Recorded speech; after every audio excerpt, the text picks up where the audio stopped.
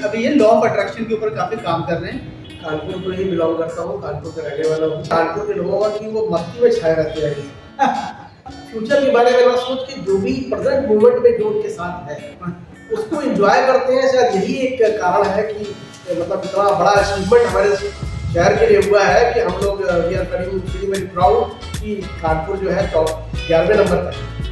आपको नॉनवेज क्यों नहीं खाना चाहिए, हमें मंदिर क्यों जाना चाहिए, लॉ ऑफ अट्रैक्शन या मैनिफेस्टेशन क्या होता है, इस बार प्रधानमंत्री किसको बनना चाहिए और क्यों बनना चाहिए। जय श्री राम। तो काफी दिन से कोई पॉडकास्ट आया नहीं था और कुछ रेलेवेंट लोग नहीं मिल रहे थे जिनके साथ पॉडकास्ट कर पाऊँ। तो अभी मैं इंडिया आया हुआ हूँ, मैं अतुल जी से मिला। अतुल जी मेरे मित्र हैं काफ़ी टाइम से। तो ये अभी नया नया अध्यात्म की तरफ तो इनका झुकाव पहले भी था, लेकिन अभी ये लॉ ऑफ अट्रैक्शन के ऊपर काफ़ी काम कर रहे हैं और लोगों को बताने की कोशिश कर रहे हैं कि लॉ ऑफ अट्रैक्शन क्या है और ये किस तरीके से आपकी लाइफ में हेल्प करता है। तो मैंने भैया को रिक्वेस्ट किया कि थोड़ा सा अपना ये ज्ञान हम लोग के साथ भी शेयर करें और साथ साथ आप लोग भी देख पाएंगे। तो नमस्कार भैया। नमस्कार, धन्यवाद आपने टाइम दिया। सबसे पहले आप अपने बारे में बताइए कि अतुल श्रीवास्तव जी कौन है। जी, मेरा नाम अतुल श्रीवास्तव है, कानपुर को ही बिलोंग करता हूँ, कानपुर का रहने वाला हूँ। जन्म भी यहीं पर हुआ, शिक्षा भी यहीं पर हुई और बहुत ही किस्मत की बात है कि जो नौकरी लगी वो पहली पोस्टिंग से लेकर अभी तक कानपुर में ही जॉब कर रहा हूँ। EPFO में जॉब करता हूँ जो कि एक सोशल सिक्योरिटी ऑर्गेनाइजेशन है। वर्ल्ड की जो हैप्पीएस्ट सिटीज हैं उसमें से अपना कानपुर 11वें नंबर पर है। तो मतलब मैं जानना चाहूँगा कि कानपुर ये ऐसा क्या करते हैं या उनका क्या थॉट प्रोसेस होता है कि वो इतना खुश रहते हैं। कि क्या है कानपुर के लोगों का कि वो मस्ती में छाए रहते हैं। जैसे इस समय थोड़ा होली का माहौल रहा है अभी, तो क्या है कि होली हमारे यहाँ कानपुर में करीब 1 हफ्ते 10 दिन तक चलती है। ऐसा शायद दुनिया के किसी शहर में नहीं होता। तो ये जो सेलिब्रेशन का जो हमारा तरीका है, दिवाली हुई तो वो पूरा 1 महीने तक चल रही है।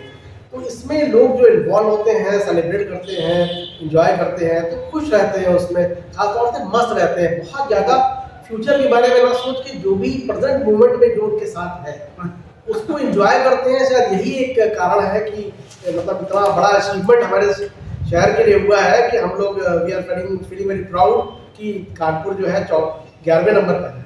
तो भैया कानपुर के बारे में तो और बातें बताइए।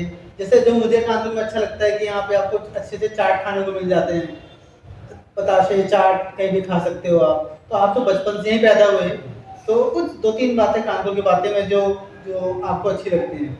देखिए क्या है कि हमारे जीवन में 2-3 चीज़ों का होना बहुत जरूरी है। पहला तो शिक्षा है। शिक्षा के क्षेत्र में कानपुर में अगर आप देखें तो यहाँ पर बहुत ही बड़ा मेडिकल कॉलेज है। इंजीनियरिंग में देखें तो IIT है जो वर्ल्ड रिनोड है। बिल्कुल सही। उसके साथ ही यहाँ पर दूसरा हमारी रिक्वायरमेंट होती है शिक्षा के बाद खाने पीने की। तो खाने पीने की जितनी वैरायटी, मैंने पूरा लगभग पूरा इंडिया घूमा हुआ है, पर जितनी वैरायटी कानपुर में है खाने पीने की, आप खट्टा मीठा भी खा सकते हैं। आपको हर तरह के, इवन हर स्टेट का, आपको साउथ का खाना भी मिलेगा, पंजाब का खाना भी मिलेगा, गुजरात का खाना भी मिलेगा और जो यूपी का खाना है वो तो खैर है ही। इवन बिहार की भी जो चीजें हैं, चोखी बाटी चोखा वगैरह है, वो सब कुछ यहाँ पर अवेलेबल है और बहुत ही मतलब इकोनॉमिकल रेट में। करेक्ट। तीसरी चीज हमारी जो है कि हमारे मतलब जो कपड़े हैं या जो हमारे क्लॉथ वगैरह जो पहनने की चीजें हैं वो भी यहाँ पर क्योंकि बहुत बड़ी बड़ी यहाँ पर इंडस्ट्री रही है, कॉटन इंडस्ट्री, जूट इंडस्ट्री, तो यहाँ पर वो सारी चीजें भी बहुत सस्ती हैं। पढ़ाई भी सस्ती है, खाना भी सस्ता है, तो कुल मिला के मतलब मस्ती भी सब कुछ है। तो कानपुर मतलब एक तरह से परफेक्ट जगह है। मुझे नहीं लगता कि कानपुर छोड़ के हम कहीं जाने का मन करेंगे। बहुत बढ़िया, बहुत बढ़िया। तो भैया जैसा कि क्या है कि मेरे जितने पॉडकास्ट हैं वो अध्यात्म के इर्द गिर्द, मेडिटेशन, आजकल मैनिफेस्टेशन, इस सब के इर्द गिर्द घूमते हैं। तो एक मेरा सवाल है जो मैं सभी से पूछता हूँ कि आपको नॉनवेज क्यों नहीं खाना चाहिए या अगर खाना चाहिए तो क्यों खाना चाहिए। देखिए मैं तो नॉनवेज नहीं खाता हूँ, तो मैं तो नॉनवेज ना खाने की ही दलीलें दूंगा। हाँ तो मतलब खाना क्यों चाहिए? नहीं, मैं बस जानना चाहता हूँ कि क्यों नहीं खाना चाहिए। जैसे हम नहीं खाते हो, मैं नहीं खाता हूँ, मेरे पास उसके लिए 4 रीज़न है कि भाई इसलिए नहीं खाना चाहिए। तो वैसे मैं आपके रीज़न जानना चाहता हूँ कि क्यों नहीं खाना चाहिए? कि पहला बेसिक रीजन है कि कोई चीज़ खाने की जो उसका प्रवेश द्वार है वो हमारा मुंह है। तो जो नॉनवेज खाने वाले प्राणी हैं, उनके जो दांत बने हैं वो उनकी उसी तरह से डिजाइन है। आप किसी भी नॉनवेज खाने वाले प्राणी को देखिए, चाहे वो शेर हो, चाहे वो डॉगी हो या कोई और हो, तो वो आगे के दांत उनके मांस को फाड़ने के लिए बने होते हैं, फिर चबाने के लिए बने होते हैं। हमारे दांत और हमारे मुंह का जो शेप दिया है प्रकृति ने हमको, वही वैसा नहीं जो खाने लायक। दूसरी चीज आती है, जो भी खाना खाए हम वो इजीली डाइजेस्ट हो जाए। तो डाइजेस्ट होगा तभी तो हमको हमारे शरीर में शक्ति दे पाएगा। तो वो डाइजेस्ट होने में ही आसान नहीं है। हमारे जो नॉनवेज जो हम खाते हैं वो कहते हैं हमारे पेट में 1 से 2 दिन तक पड़ा रहता है, वो डाइजेस्ट नहीं हो पाता। हमारे दांतों में उसके टुकड़े चले जाते हैं जो कि ब्रश करने के बाद भी साफ नहीं हो पाते। तो ये कुछ ऐसी मतलब साइंटिफिक चीजें हैं। मतलब आप बहुत ही ज्यादा अध्यात्म में जाए कि नहीं दूसरे का मांस नहीं खाना चाहिए, आप उस पर ना जाए, लेकिन जो साइंटिफिक चीजें हैं उन पर जाए, कि वो डाइजेस्ट ही नहीं हो सकता है। तो शायद हमारा जो हिंदू धर्म है वो इतना साइंटिफिक रहा है शुरू से कि वो हर चीजों को उसने बहुत ही वैज्ञानिक तरीके से हर चीज को परखा है, और तब हर चीज को, चाहे वो खाने की चीज हो या पूजा पाठ की चीज हो, तब उसने हमारे लिए उसको रिकमेंड किया। तो शायद यही एक वजह है जो मैंने बताई आपको। इस वजह से नॉनवेज हम लोग को नहीं खाना चाहिए या कम से कम खाना चाहिए। एक और मेरा कॉमन सवाल होता है सभी लोगों से, और सबसे इंटरेस्टिंग बात क्या रहती है भैया कि एक ही सवाल है, उसी के अलग अलग जब आपको जवाब मिलते हैं तो बड़ा मजा आता है सुनने में। तो मेरा अगला सवाल है आपसे कि हमें मंदिर क्यों जाना चाहिए? या कुछ लोग नहीं जाते, नास्तिक होते हैं, या उनको लगता है मैं तो घर से ही भगवान को पा सकता हूँ।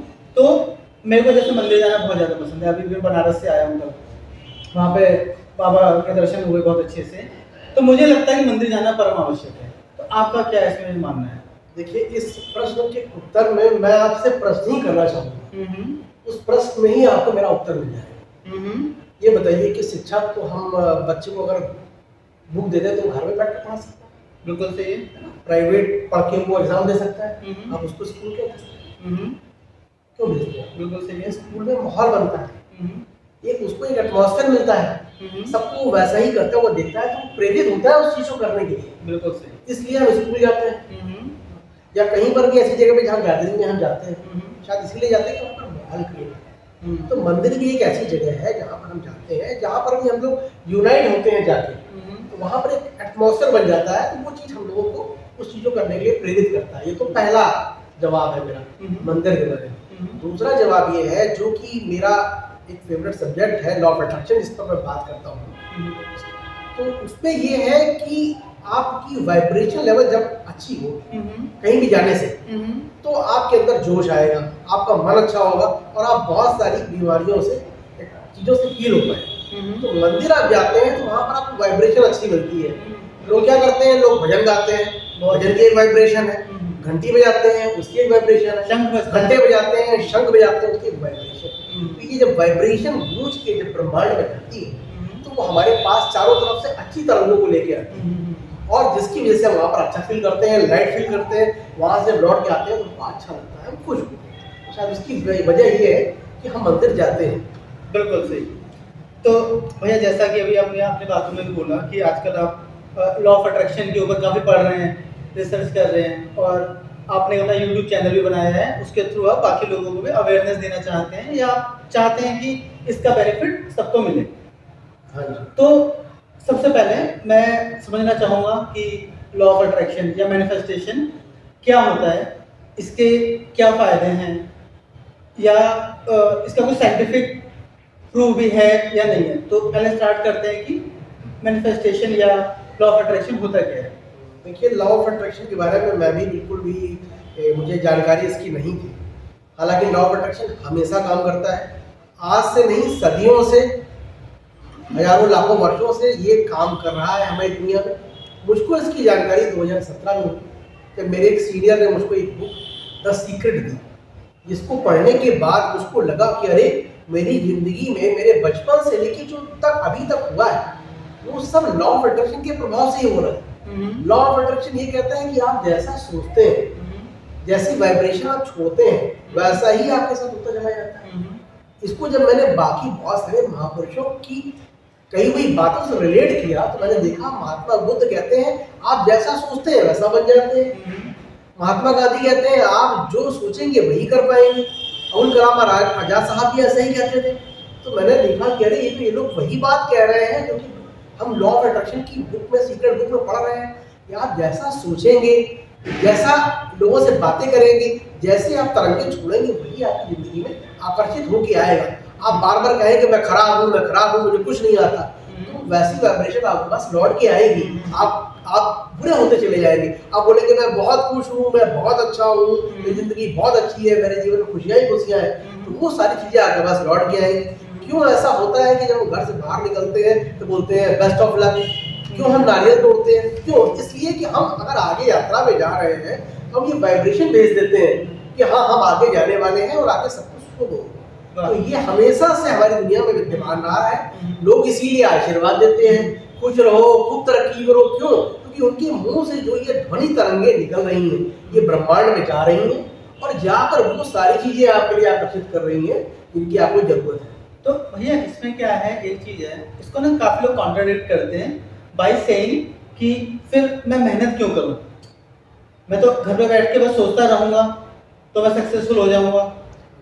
तो काफी लोग ये बातें बोलते हैं। आप भी अभी आपने ये सब शुरू किया है तो आपको क्वेश्चंस आने स्टार्ट होंगे, तो वन ऑफ द क्वेश्चन आपको हमेशा ये मिलेगा, तो इसके लिए आपके पास क्या आंसर है? इसके लिए हमारा बहुत ही पुराना ग्रंथ है और न सिर्फ हमारे हिंदुस्तान में, पूरी दुनिया में उसकी प्रामाणिकता है, वह गीता, श्रीमद् भगवत गीता। उसमें 18 अध्याय है।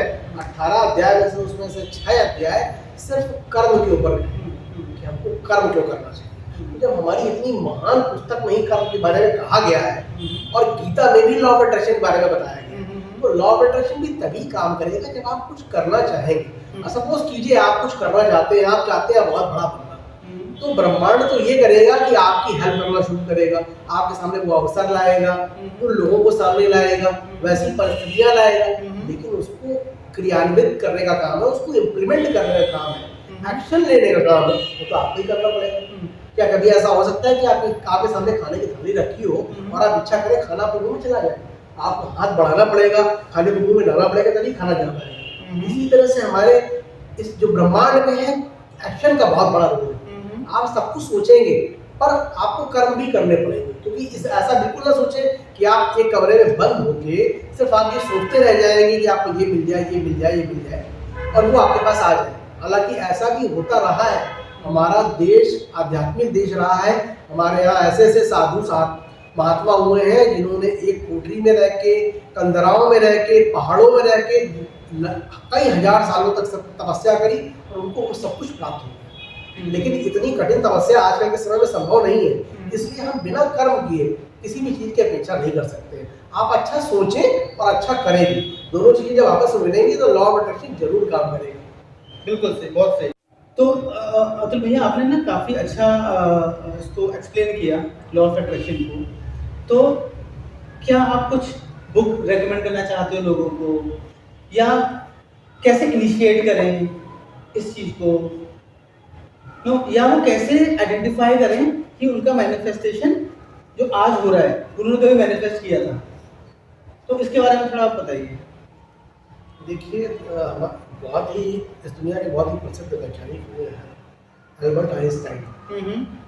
वो ये कहते थे कि आपकी जो दुनिया है, जो संसार इस समय आपके पास है, वो आपकी किसी न किसी पुरानी सोच का ही नतीजा है। ओके। और अगर आप अपने इस संसार को बदलना चाहते हो, संसार का मतलब ये जो आप अपनी सराउंडिंग्स आपकी है, आपकी जॉब है, आपका घर परिवार है, आपकी जो सारी चीजें, आपकी पर्सनल चीजें, तो उस दुनिया को अगर आप बदलना चाहते हो तो आपको अपने विचारों को बदलना है। अपने विचारों को बदल के आप अपनी दुनिया को बदल सकते हैं। विचारों को बदलने से क्या होगा? विचारों को बदलने से हमारी सोच बदलेगी। आपने बहुत अच्छी बुकें पढ़ी होंगी, बड़ी सोच का बड़ा जादू, इस तरह की बहुत सारी बुक्स हैं। मतलब आपकी सोच जब अच्छी होगी, जब आप बड़ा सोचना शुरू करोगे तो फिर आप वाइब्रेट अलग उस ढंग से करने लगोगे, तो चीजें फिर आपके जीवन में आकर्षित होना शुरू हो जाएगी। तो मुझे ना इसी से एक बात याद आई, जैसे बचपन में होता था ना कि हम कुछ नेगेटिव बात करते थे तो घर वाले बोलते थे कि आपकी जीभ पे लक्ष्मी जी बैठी होती हैं, हमेशा पॉजिटिव बात करो। तो मेरे ख्याल से वही है कि आप अच्छी बात करोगे, पॉजिटिव बात करोगे हमेशा, मतलब पॉजिटिव मैनिफेस्ट कर रहे हो और वही आपके साथ होगा। हाँ जी, आपने बहुत अच्छी बात कही कि ये तो हमारे देखिए धर्मों में भी ये सब बातें हुई हैं कि कहते हैं कि आप हमेशा अच्छा बोलो। हमारे जो बुजुर्ग लोग हैं उन सब ने भी यही शिक्षा दी कि आप अच्छा बोलो। अच्छा क्यों बोले, अच्छा बोले? सोचें। क्यों अच्छा बोले? बोलने के पीछे ये तर्क दिया गया कि कभी भी माँ सरस्वती कभी भी आपकी जबान पर विद्यमान हो सकती हैं, बिल्कुल सही। और उस समय आपका बोला हुआ सत्य हो जाएगा। तो शायद वो यही एक साइंटिफिक रीजन था कि आप जो बोलेंगे उसकी वाइब्रेशन ब्रह्मांड में जाएगी और वो उन चीजों को खींच के आपकी तरफ लाएगी आपने जो बोला है। ब्रह्मांड ये नहीं जानता, यूनिवर्स ये नहीं जानता कि आप अच्छा बोल रहे हो या आप खराब बोल रहे हो, वो तो बस आपकी भाषा जानता है। जैसा कि आपने एक जादुई चिराग की कहानी सुनी होगी अलादीन की, कि चिराग घिसा, जिन्न सामने आया, उसने बोला क्या हुक्म है मेरे आका। आपने जो हुक्म दिया, जीनी को ये नहीं पता कि आप उससे अमृत मांग रहे हो या आप उससे विष मांग रहे हो, वो तो आपकी विष को कंप्लीट करेगा और लाके आपको दे देगा। यही ब्रह्मांड का कॉन्सेप्ट है कि आप नेगेटिव हो। अब आप बोलेंगे कि नेगेटिव लोग इतने प्रॉस्पर क्यों होते हैं? क्योंकि वो भी वाइब्रेशन छोड़ रहे हैं नेगेटिव की और वो भी प्रॉस्पर हो रहे हैं, अच्छे लोग भी छोड़ रहे हैं। तो आप जो चीज चाहेंगे, जैसी वाइब्रेशन आप छोड़ेंगे, वो चीजें आपके पास आना शुरू हो जाएगी, आपके जीवन में आकर्षित होना शुरू हो जाएगी, क्योंकि ये तरंगों पे काम करता है।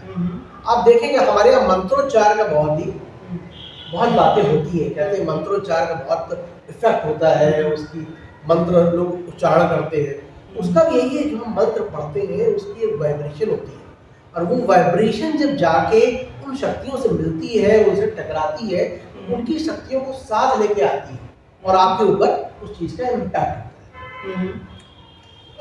बहुत बढ़िया आपने बताया भैया इसके बारे में। तो एक क्वेश्चन पॉलिटिकल ले लेते हैं बीच में। हालांकि मैं पॉलिटिकल बातें अपने पॉडकास्ट में करता नहीं हूँ, पर जैसे कि चुनाव आ रहे हैं अभी, है ना, तो आपका इंडिविजुअल, देखो सबका अपना एक ओपिनियन होता है, तो आपका क्या ओपिनियन है कि इस बार प्रधानमंत्री किसको बनना चाहिए और क्यों बनना चाहिए?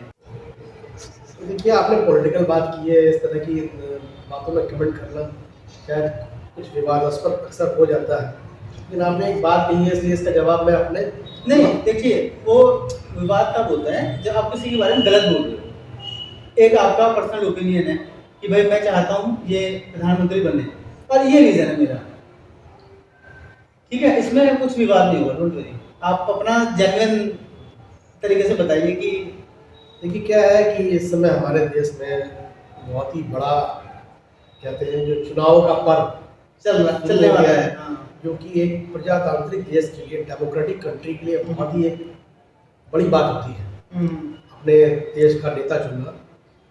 तो इसमें मैं ये कहना चाहूँगा कि जैसे हम लोग अपनी लॉ अट्रैक्शन की बात करते हैं कि अपनी ऊर्जा हम अप करें तो हमारे जीवन में परिवर्तन होगा। मतलब ऊर्जा अप करने की बहुत सारी चीज़ें होती हैं जिससे आप अपने जीवन विचारों को बदल के अपना जीवन अच्छा कर सकते हैं। जब आप ये सोचें, जब आप अपनी जिंदगी को अपने विचारों और अपनी ऊर्जा से परिवर्तित कर सकते हैं, तो जब पूरा देश एक डायरेक्शन में किसी चीज को अपनी ऊर्जा देगा, अपने विचार देगा, जिस भी चीज को, तो समझिए वो चीज कितनी शक्तिशाली हो जाएगी। तो आप जब भी किसी आदमी, मतलब कोई भी प्रभावशाली आदमी हमारे यहाँ के हैं, कोई भी नेता है, अगर उनको हर कोई ऊर्जा देना शुरू करेगा, हर कोई उनके बारे में बात करेगा, उनकी बड़ाई करेगा, तो वो वाइब्रेशन पूरे हमारे देश की वाइब्रेशन एक साथ इकट्ठा हो जाएगी और उसका जो इम्पैक्ट होगा, उसका इम्पैक्ट जो होगा वो काफी। देखिए क्या है, कुछ बातों के पीछे कुछ बातें छुपी हुई। आप ये समझिए हमारा पूरा देश, आखिर ऐसा कौन सा व्यक्तित्व है हमारे देश में जिसको हमारे देश का लगभग हर देशवासी ऊर्जा दे रहा है। अगर आप नाम ही लेना चाहें तो शायद वो नरेंद्र मोदी जी ही हो सकते हैं कि जिन्होंने मतलब हमारे देश को न सिर्फ नेशनल लेवल पर बल्कि इंटरनेशनल लेवल पर जिस लेवल पहुंचा दिया है, जो इमेज हमारे देश की बना दी है, उन्होंने हर फ्रंट पे जो बोल्ड डिसीजन लिए हैं जिससे हमारी स्थिति न सिर्फ इकोनॉमिकली बल्कि डिफेंस में भी बहुत स्ट्रांग हो पाई है। तो उससे हर देशवासी का एक विश्वास उनके ऊपर डेवलप है। उस विश्वास की वजह से हर देशवासी उनको अपने आगे आने वाले कई सालों तक अपने नेता के रूप में देखता है। तो जब किसी भी एक व्यक्ति को इतनी ऊर्जा पूरे देश का हर देशवासी देगा, तो आप समझिए वो कहाँ जाएगा। निश्चित तौर पर वो आगे, काफी आगे तक हमारी राजनीति में प्रभाव। तो आप ये कहना चाहते हो कि इस बार फिर से प्रधानमंत्री मोदी जी रहेंगे? हाँ, आज की लहर को देखते हुए और उनके कामों को देखते हुए और बहुत सारे लोगों के फीडबैक को देखते हुए ऐसा लगता है कि आगे शायद वही बने रहेंगे। वही बन रही है। बहुत बढ़िया, बहुत बढ़िया। ओके, तो अब लॉ ऑफ अट्रैक्शन से बाकी चीज़ों से बाहर निकलते हैं। तो मेरा अगला सवाल है आपसे कि अब जैसे 40 प्लस आपकी एज हो चुकी है, काफ़ी चीज़ें सीखी आपने ज़िंदगी में, कहीं फेल हुए होंगे, कहीं पास हुए होंगे, कुछ अचीव किया होगा, कुछ खोया होगा, सब कुछ तो मिलता नहीं है। तो मैं आपसे ये जानना चाहता हूँ कि आप यंगर जनरेशन को वो कौन सी 2 एडवाइस देना चाहते हैं जो शायद आपको किसी ने दी होती पहले, तो आप वो कर पाते जो आप करना चाहते थे? और मैं अगर अपने जीवन से देखना चाहूँ तो जो मैं युवाओं को संदेश देना चाहूँगा कि 2 चीज़ें ऐसी हैं जो अगर युवाओं को बहुत ही कम उम्र में, अर्ली एज में अगर उनको मिल जाए तो उनका जीवन शायद कहीं का कहीं पहुँच सकता है। क्या है वो? उनमें से पहली चीज़ तो ये है कि कोई भी युवा अपने अंदर किसी भी तरह का कॉम्प्लेक्स फील ना करे। हमारे देश में ये एक बहुत बड़ी कमी की बात है कि कोई नाटा है, कोई लंबा है, कोई गोरा है, कोई काला है, कोई दिखने में अच्छा नहीं है, कोई गरीब है। उसके साथ ये सारी चीजें समाज ऐड कर देता है कि जो उसके अंदर का कॉन्फिडेंस है वो बचपन से ही लो हो जाता है, जिससे कि वो बहुत कुछ जो करना चाहता है वो उसकी जो इच्छा है दबी रह जाती है। तो आप कॉम्प्लेक्स जब भी आपके अंदर भी हमारे अंदर भी कहीं ना कहीं कोई कमी जरूर है, कोई गोरा है, कोई काला है, कोई नाटा है, कोई मोटा है, आप उन जो भी कमी आपको अंदर लगती है आप उस कमी के लोगों के व्यक्तित्व को ढूंढें कि दुनिया में कौन सा ऐसा बहुत मोटा आदमी है जो बहुत अच्छा काम कर रहा है और पूरी दुनिया में फेमस है। तो जब आप उस चीज को रिलेट कर पाएंगे तो आप कहेंगे अरे मोटा होना कोई अभिशाप नहीं है, काला होना कोई अभिशाप नहीं है। मेरे साथ एक चीज क्या थी, लोग बोलते थे सांवला बहुत ज्यादा है और नाटा बहुत है, तो मैंने उस चीज को बचपन से इतना सोचा कि नहीं मुझको नाटा नहीं रहना है, मुझको थोड़ा कॉम्प्लेक्स मेरा फेयर होना है। इन सब चीजों को सोच के मेरे शारीरिक परिवर्तन में इतना परिवर्तन आया कि अब लोग मुझको दूर से देख के नाटा नहीं बोलते हैं, मुझे बहुत काला या सांवला नहीं बोलते हैं। तो इस मतलब हमारे अंदर किसी भी तरह का कॉम्प्लेक्स नहीं, कॉम्प्लेक्स हमको आगे बढ़ने में बहुत रोकता है। ये तो वही पहली बात। बहुत बढ़िया। दूसरी बात ये हुई कि हमारा युवा अगर बचपन से ही उसको अगर उसके माता पिता, उसके गार्जियन, उसके टीचर्स, उसकी सोसाइटी के लिए उसके अगर जो उसके अंदर पैशन है, जो उसके अंदर कुछ काम करने की विशेष रुचि या चीज है, उसको अगर खोज के उसको बता पाए, अच्छा, तो ये युवाओं के लिए बहुत बड़ी बात होगी। हमारे देश में तो थोड़ा इसका कम प्रचार है, और विदेशों, कई बाहर के देशों में हम ये देखते हैं कि अगर किसी बच्चे के अंदर फुटबॉल खेलने की स्किल है, किसी के अंदर क्रिकेट खेलने की स्किल है, कोई जिम्नास्ट बन सकता है, कोई एथलेटिक बन सकता है, तो बचपन से ही उसके ऊपर इतना ध्यान दिया जाता है, इतना ध्यान दिया जाता है कि एक उम्र तक, at the age of poverty, वो इतना फेमस और इतना एक्सपर्ट हो चुका होता है कि वो अपने एरिया में नए नए कीर्तिमान स्थापित कर देता है। तो इस चीज को हमारे देश में भी जरूरत है कि कम से कम एज में, at the very early age, हर बच्चे को पता हो, उसके पेरेंट्स को पता हो कि उसके अंदर क्या स्किल है, उसका पैशन क्या है, और पैशन पे ही काम करें। अगर पढ़ाई पैशन है तो पढ़ाई में ध्यान दें, अगर कोई और चीज पैशन है तो पढ़ाई को बैकग्राउंड में रखिए, उस पर ध्यान दें कि उससे उसके पूरा उसका ओवरऑल डेवलपमेंट हो पाए। क्योंकि हमारा हर युवा जब अपने हर क्षेत्र में एक्सपर्ट होगा तभी हमारा देश नंबर 1 बनता है। बिल्कुल सही, वैलिड पॉइंट्स। ओके, तो मेरा अगला सवाल है अतुल भाई आपसे कि आप ऐसा सोचिए कि आपके पास शक्तियां हैं और आप दुनिया में कोई भी 2 चीज़ें चेंज कर सकते हैं। आप ऐसा चाहेंगे और वो पूरी दुनिया में वो 2 चीज़ें चेंज हो जाएंगी, तो वो 2 चीज़ें आप क्या चेंज करना चाहेंगे? देखिए, मुझे अगर ऐसी शक्तियां ब्रह्मांड से प्राप्त हो जाए जैसे कि आप कह रहे हैं कि आपको 2 शक्तियां ऐसी मिल जाए जिससे आप पूरी दुनिया बदल दें, कुछ भी आप चाहें बदल सकते, कुछ भी बदल सकते हैं। तो पहली चीज तो मैं, अगर मुझे ऐसा कोई चिराग मिल जाएगा दिन कि मैं घिसूं और जिन सामने आ जाए और मुझसे पूछे कि आप बताइए क्या हुक्म है मेरे आका, आपकी 2 विश क्या है, तो पहली विश मैं ये चाहूँगा कि मैं पूरी दुनिया में हर आदमी को उसको उसको ऐसा काम दे दो जो उसके पैशन हो।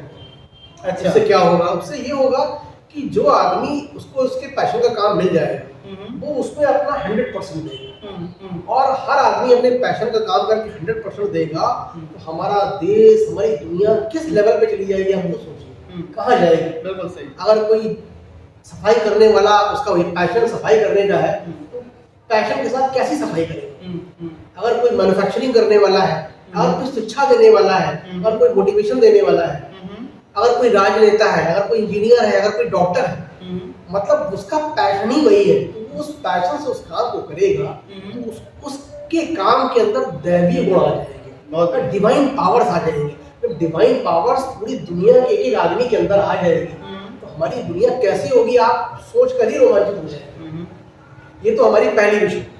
दूसरी विश जो मैं जिनसे करूंगा वो ये करूंगा कि दुनिया का हर आदमी एक दूसरे को देख के स्माइल करे। आप कहेंगे ये क्या अजीब सी विश है, स्माइल करें। ये क्या है, हमारी इस दुनिया में, समाज में अब तनाव बहुत हो गया, चारों तरफ स्ट्रेस ही स्ट्रेस है। और आपको पता होगा इसका सबसे अच्छा तरीका है स्माइल। आप जब बहुत टेंस हो, जब बहुत तनाव में हो तो आप स्माइल करने लगोगे, भले ही वो आर्टिफिशियल क्यों ना हो। तो आप स्माइल करोगे तो कुछ देर के लिए तनाव चली जाएगी। और जब आप दूसरे को देख कर करोगे दूसरे के अंदर भी तनाव कम हो जाएगा। बहुत सारी लड़ाई, बहुत सारे झगड़े जो हमारी पूरी दुनिया में हो रहे हैं, सब हर कोई हर किसी को देख के स्माइल करेगा, क्योंकि दुनिया कितनी मुस्कान से भर जाएगी। हर आदमी स्वस्थ होगा, चारों तरफ खुशहाली होगी, चारों तरफ प्रेम होगा। तो मैं दूसरी विश ये चाहता हूँ कि हर आदमी के चेहरे पर हमेशा स्माइल है, भले उसके कितनी ही कठिनाइयां क्यों ना है, पर वो उन कठिनाइयों को स्माइल के साथ फेस करे और आगे बढ़े। बहुत ही आप सटीक जवाब दे रहे हैं सभी सवालों का। जैसे कि ना फेथ के बारे में बात करते हैं, थोड़ा रिलीजन के बारे में करते हैं। तो सबका फेथ होता है, सबका रिलीजन होता है। जैसे मैं भी बनारस महादेव के पास ही होके आया हूँ, तो मुझे उनके पास जाना अच्छा लगता है। या अभी मैं शायद वृंदावन जाने की भी तैयारी कर रहा हूँ, प्रेमानंद महाराज जी से मिलना है, उनके दर्शन करने हैं। अगर प्रभु चाहेंगे तो, या प्रेमानंद जी चाहेंगे तो शायद दर्शन होंगे। तो सेम लाइन्स पे मैं जानना चाहता हूँ कि आपका रिलीजियस साइड क्या है। आप किस तरीके की मेडिटेशन करते हैं, या किस तरीके की पूजा पाठ करते हैं कि नहीं करते हैं? देखिए, पूजा पाठ तो मैं बचपन से ही करता आया हूँ, लेकिन इधर कुछ एक सालों में मेरा और भी रुझान इसकी तरफ बढ़ा है, पूजा पाठ की तरफ, क्योंकि इससे आत्मिक शांति मिलती है। आप मतलब कर्म कांडों पर ना जाए कि घंटी बजाना है, आरती करना है, ये सब करना है। ये सब तो हम करते हैं, हम माहौल क्रिएट करने के लिए करते हैं कि माहौल बन जाता है।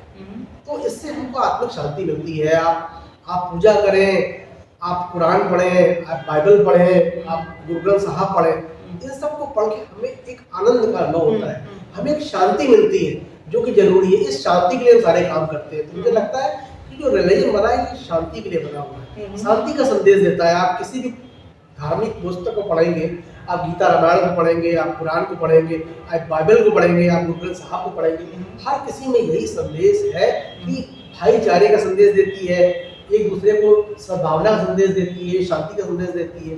तो हमारे सारे धर्म जो है वो हमें शांति प्रदान करने के लिए, हमें संतोष देने के लिए, भाईचारे के लिए बने हुए हैं। और मेरे लिए भी यही मतलब है कि आप पूजा पाठ करें और किसी को दुखी कर दें, किसी की सहायता ना करें, तो ऐसा पूजा पाठ आपके लिए बेकार होगा।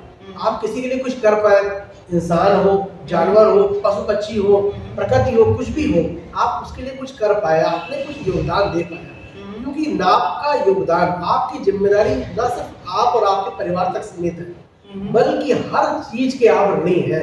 आप इस धरती के ऋणी हैं जहाँ पर आप बैठे हुए हैं, आप आकाश के ऋणी हैं, आप हवा के ऋणी हैं, आप हर दूसरे इंसान के ऋणी हैं जो इस दुनिया में है। तो इस ऋण को उतारने के लिए आप जो भी कुछ कर सकते हैं अपने लेवल पे, बहुत बड़ा नहीं, छोटा ही, जो भी आप कर पाए और आप करें, यही अध्यात्म है, यही सब कुछ है, मुझे ऐसा लगता है।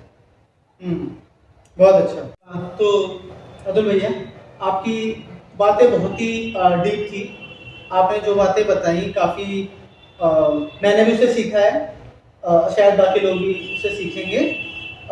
जैसे कि हमारे पॉडकास्ट, अगर आपने मेरे 3-4 पॉडकास्ट किए अभी तक, आपने देखा होगा कि पॉडकास्ट एंड करने का रिचुअल है हमारा, कि जो भी जिसका भी इंटरव्यू लेते हैं वो हमें गाने के साथ पॉडकास्ट को ख़त्म करते हैं। तो मतलब एक छोटा सा कोई अगर आप गाना सुना दें तो हम इस पॉडकास्ट को खत्म करते हैं।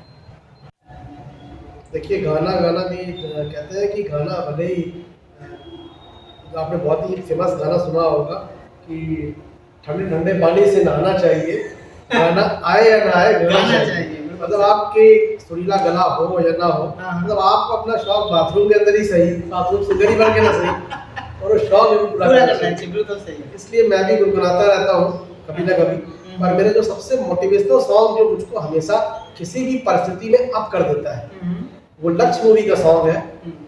उसको ही मैं उसकी कुछ लाइनें आपसे पढ़ के शेयर करूंगा। बिल्कुल बिल्कुल बिल्कुल। हाँ यही रास्ता है तेरा, तूने अब जाना है। हाँ यही सपना है तेरा, तूने पहचाना है। हाँ यही रास्ता है तेरा, तूने अब जाना है। हाँ यही सपना है तेरा, तूने पहचाना है। तुझे अब ये दिखाना है। एक अच्छा टाइम भी स्पेंड किया हमने इसी बहाने, एक वीडियो शूट करने के लिए। हम काफ़ी एंटरटेनिंग था, साथ ही साथ हम लोगों ने टाइम स्पेंड भी कर पाए इस वजह से। थैंक यू सो मच, आप यहाँ पर आए, और कोशिश करेंगे आपकी इस लॉ ऑफ अट्रैक्शन जर्नी को हम भी अपने चैनल पे दिखाएंगे। जो भी 2-4 लोग देखते हैं कम से कम हम उसको पास ऑन करेंगे। और हम लोग अतुल भैया का एक चैनल है जिसमें काफ़ी अच्छी बातें बता रहे हैं लॉ ऑफ अट्रैक्शन के बारे में, वो हम लिंक दे देंगे, प्लीज़ इनको फॉलो करिएगा और इनकी बातें सुनिएगा। आपको बहुत ज़्यादा हेल्प, मुझे भी हेल्प कर रही है, मैं भी देखता हूँ उनकी वीडियोस, आपको बहुत ज़्यादा हेल्प करने वाली है। Thank you so much, thanks for watching. Thank you.